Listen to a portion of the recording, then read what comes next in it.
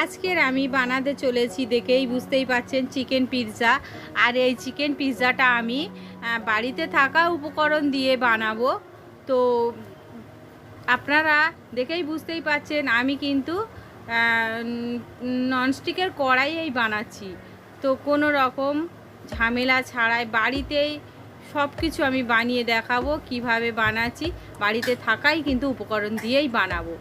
তো কিভাবে এই চিকেন পিৎজাটা বানাচ্ছি, আর খেতেও কিন্তু কোনো অংশে মানে দোকানের পিৎজার থেকে কম কিছু না। তো কিভাবে বানাচ্ছি সেটা দেখে নেওয়া যায়। প্রথমে আমি চিকেন নেব, আর চিকেনটা আমি এরকম ছোট ছোট পিস নিয়ে নেব। আর খুব বেশি নেওয়ার দরকার নেই, আমি এইটুকুই নিয়েছি। তো তারপর ধুয়ে পরিষ্কার করে নিয়েছি। এবার ওর মধ্যে আমি 1 চামচ মতো লেবুর রস চিপে দিয়ে দেব, পাতিলেবুর রস।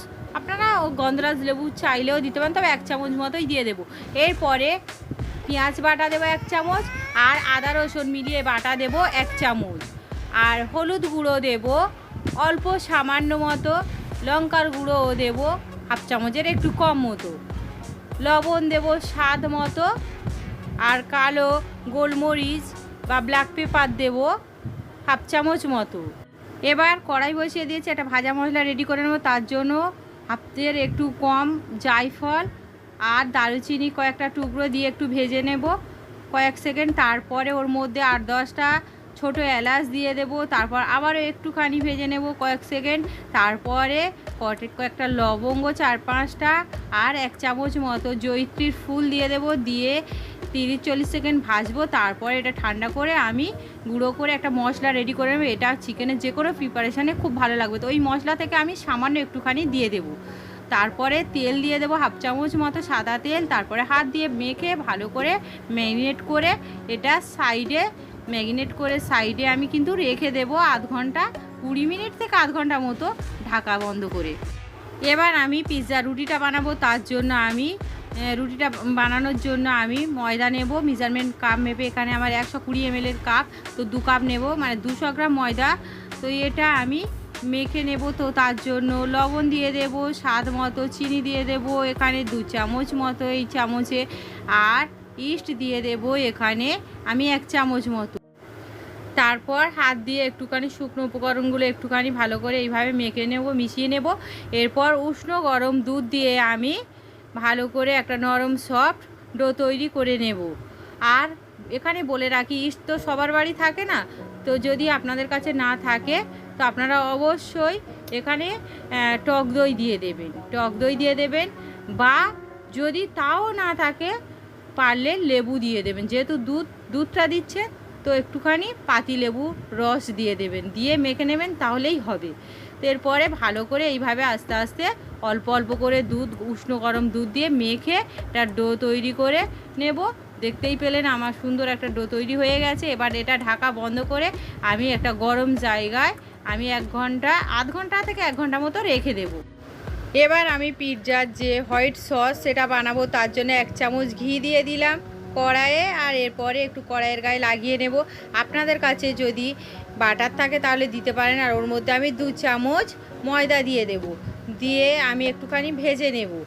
আর এখানে বলে রাখি, ঘি বা বাটার দুটোর মধ্যে যে কোনো একটা দেবেন, সাদা তেল কোনো মতে দেবে না, তাহলে টেস্টটা ভালো হবে না। এরপর আমি ভালো করে একটু ভেজে নেব। যখন একটু সেন্ট মতো আসবে, তখন ওর মধ্যে আমি 1 বাটি মতো লিকুইড দুধ দিয়ে দেব। তারপরে ভালো করে মিশিয়ে নেব। এরপর যখন একটু ঘন হয়ে আসবে, ওর মধ্যে অল্প একটুখানি মতো গোলমরিচ গুঁড়ো দিয়ে দেব, দিয়ে একটু মিশিয়ে নেব। তারপরে আমি যখন এরকম হয়ে আসবে, আমি এবার এটা তুলে নেব। আমার হোয়াইট সস রেডি হয়ে গিয়েছে, এবার তুলে নেব। এটা আমি চিজের পরিবর্তে ব্যবহার করব, চিজ এখানে আমি দেব না। এরপর আমি কড়াই বসিয়ে দিয়েছি, আবার কড়াইয়ের মধ্যে একটুখানি সাদা তেল ছিটিয়ে দিলাম। তারপরে একটু কড়াইয়ের গায়ে ভালো করে লাগিয়ে নেব। এরপরে চিকেন যে ম্যারিনেট করে রেখেছিলাম সেটা এইভাবে আস্তে আস্তে ছড়িয়ে দেব, দিয়ে উল্টে পাল্টে একটু 3-4 মিনিট ধরে একটুখানি ভালো করে ভেজে নেব। এরকম যখন ভাজা হয়ে যাবে, আমি এবার এটাও বাটিতে তুলে নেব। এবার আমি যে রুটির জন্য ডোটা করে রেখেছিলাম, দেখুন ভেতরটা কীরকম জালি জালি মতো দেখাচ্ছে। তো এবার এটা একটুখানি আরও মিনিট খানেক মতো এইভাবে হাত দিয়ে একটু মেখে নেব, তারপরে একটা মোটা করে রুটি মতো বেলে নেব। বেলে নেওয়া হয়ে গেছে, দেখতেই পেলেন। এবার আমি কড়াইয়ে আমি পিৎজাটা বেক করব, সেই কড়াইয়ে আমি একটুখানি তেল ব্রাশ করে দেব বা হাত দিয়ে লাগিয়ে দেব, তারপরে রুটিটা ভালো করে ছড়িয়ে হাত দিয়ে এইভাবে টেনে টেনে একটুখানি ঠিকঠাক করে সেট করে দেব। তো রুটিটা আমার ঠিকঠাকভাবে মোটামুটি ছড়িয়ে দেওয়া হয়ে গেছে। এবার কাঁটা চামচের সাহায্যে এইভাবে একটুখানি সব জায়গায় আমি এই রকম করে ছিদ্র করে দেব, যাতে পিৎজাটা না ফুলে ওঠে, তাহলে দেখতে খুব খারাপ হবে। তো ছিদ্র করে দেওয়া হয়ে গেছে। এবার আমি ওর উপরে টমেটো কেচাপ দিয়ে দেব।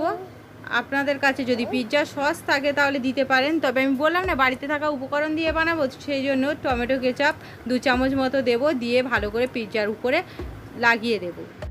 এরপর আমি যে হোয়াইট সসটা বানিয়ে রেখেছিলাম সেটা আমি দিয়ে দেব, সেটাও এইভাবে আস্তে আস্তে লাগিয়ে দেব। আর বললাম না আমি এখানে কিন্তু কোনো রকমের চিজ দেব না, সেই জন্য আমি এই হোয়াইট সসটা বানিয়েছি, তো সেটাই দিয়ে দিলাম। হোয়াইট সসটা আমার ভালো করে মোটামুটি দেয়া হয়ে গেছে চারিদিকে। তো এরপর আমি চিকেনটা যেটা রেডি করে রেখেছিলাম সেটা একে একে এইভাবে পিসগুলো বসিয়ে বসিয়ে দিয়ে দেব। এরপরে পেঁয়াজ এইরকম টুকরো করে নিয়েছি সেটাও দিয়ে দেব। পেঁয়াজ তো প্রত্যেকের বাড়িতে রয়েছে, টমেটো এইরকম ছোট ছোট টুকরো টুকরো করে নিয়েছি, একটু দিয়ে দেব এইভাবে। আর ক্যাপসিকাম হয়তো অনেকের বাড়ি থাকে না, সেজন্য আমি কাঁচা লঙ্কা ভেতরের বীজটা ফেলে, ভেতর থেকে বীজ ফেলে এইরকম পাতলা পাতলা সরু সরু করে এইরকম কেটে নিয়েছি, তো সেটা দিয়ে দেবো। এতে কিন্তু ঝাল হবে না। আর একটু গোলমরিচ গুঁড়ো ছড়িয়ে দেবো, 1/2 চামচ মতো। গোলমরিচ সবার থাকে। চিলি ফ্লেক্স মানে শুকনো লঙ্কা, এটা প্রত্যেকের বাড়ি থাকে, দিয়ে দেব। আর অরিগ্যানো একটুখানি মতো দিয়ে দেব, আমার কাছে আছে তাই দিলাম, আপনাদের কাছে না থাকলে আর কিছুই দিতে হবে না, চিলি ফ্লেক্স আর গোলমরিচেই এনাফ। তো এরপরে আমি ঢাকা বন্ধ করে 15 থেকে 20 মিনিট মতো মিডিয়াম টু লো আঁচে ব্রেক করে নেব। তো দেখুন পিৎজা আমার 20 মিনিট পরে আমি খুলে দেখাচ্ছি, দেখুন কত সুন্দর হয়েছে।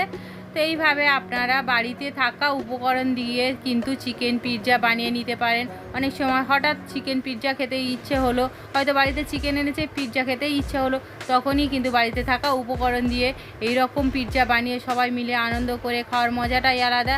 আর দোকান থেকে কিনে বেশি টাকা খরচ করার দরকারও পড়বে না। তবে যদি আমার এই ভিডিওটা আপনাদের উপকারে লাগে তাহলে অবশ্যই করে আপনাদের কাছে আমার অনুরোধ রইল যে আমার চ্যানেলটা লাইক, কমেন্ট, শেয়ার ও সাবস্ক্রাইব করে পাশে থাকা বেল আইকন প্রেস করে দেবেন, যাতে আমি পরবর্তী ভিডিও দেওয়ার সঙ্গে সঙ্গে আপনারা প্রথমেই দেখতে পান। সবাই ভালো থাকবেন। আর কীরকম হয়েছে সেটা আমি কেটে দেখাচ্ছি, দেখেই বুঝতেই পারছেন কতটা সুন্দর হয়েছে। তো এটা খেতেও কিন্তু দুর্দান্ত হয়েছে। তো আপনারা অবশ্যই বাড়িতে এইভাবে একবার বানাবেন। আজকের মতো রেসিপিটা আমি এখানেই শেষ করলাম।